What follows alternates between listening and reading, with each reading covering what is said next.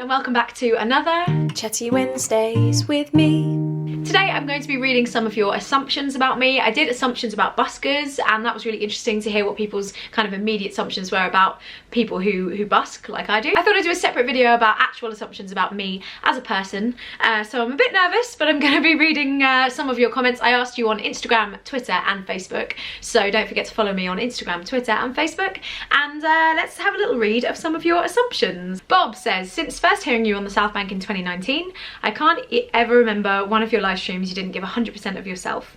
You put yourself out there to bring joy and happiness to your audience. Having not met you yet, I believe you find it hard to accept admiration. I do find it hard sometimes to believe, I think. I think a lot of the time when people say nice things, they're lying, and when they say horrible things, they're telling the truth. I also think you don't realise with your performances how many people you've helped through the lockdown. You're a very special lady. Thank you, Bob.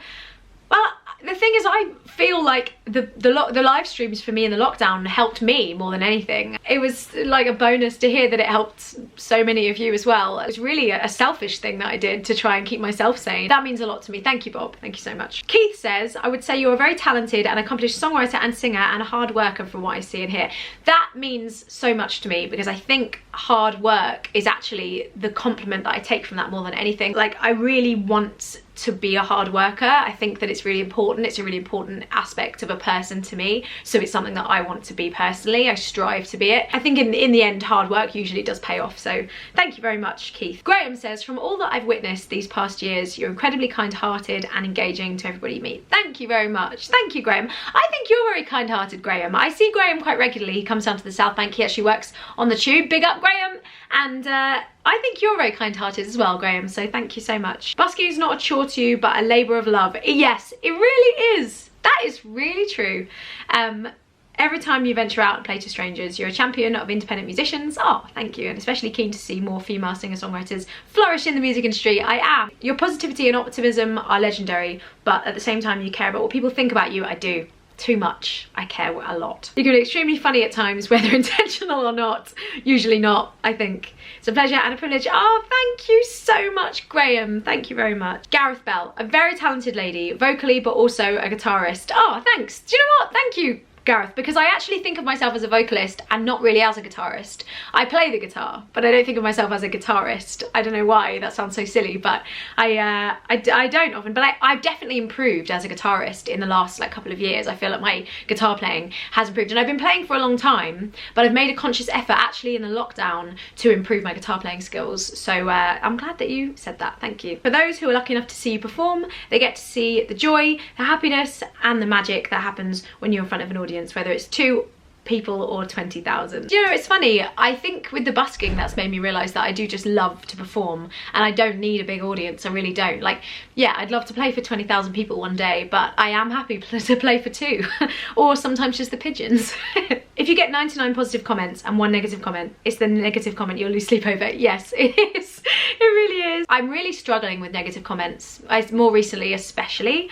I think because I'm getting more now, because I'm getting more recognition, and with that comes more negativity as well as more positivity. In life, I always focus on the positive things, but for some reason when I get negative comments, as I said earlier, I think I can only assume that positive comments are lies and negative comments are the truth, and I need to get out of that mindset. Sue says, a sweet, lovely, talented young lady. I was up at the South Bank today. I mentioned to my friends, I said, I wonder if Charlotte's busking today. You left an impression on me from a few years ago when I first saw you singing, and I'll be following your journey since. Oh, thank you, Sue. Thank you so much. You know, it really means a lot that people think of me when they're going along the South Bank. Go, oh, I wonder if we'll see Charlotte. Like, that is just so lovely that I pop into people's brains at, in my opinion, the best place in the whole of London. Like, it just, I love that I have that connection to that little part of London. John says, a determined ray of sunshine. Oh, I am that. I'm determined to be a ray of sunshine, and I am a determined person who happens to maybe be a ray of sunshine, I don't know. Not overflowing with self-confidence, but bursting with talent. I am not overflowing with self-confidence, you're right. Although these comments are, they're really topping up my ego for me, so thanks. Sandra says, Angelic, purely a lady with a gold heart who truly cares about all of her followers, those that stop and listen. I do, I care so much, but I feel like I've grown such a connection with you all. It's hard not to care when I've just grown so much from from meeting all of you in person, and then with the live streams as well, getting even closer to a lot of you through online conversations. So yeah, I just feel really lucky that you're all here. Jeff says, I can't think of another person I've met who seemed more fairy tale character than you. You belong to another world that should exist but usually doesn't, except you magic it up for your audience. Oh, thank you, Jeff. I love being a fairy tale character. Thank you. I'm happy to live in a fairy tale, to be honest. I think it's better than reality. So I'd rather live in my slightly fairy tale world where everything is perfect, when I know that it isn't. I have the awareness and understanding that it's not perfect. But I think if you live your life like it's mostly perfect, in the end you stop seeing a lot of the things that aren't perfect, and you start to just see the magic in the world. That's kind of how I try and live anyway. Ross says, you're a free spirit and you want to make everybody happy. I do.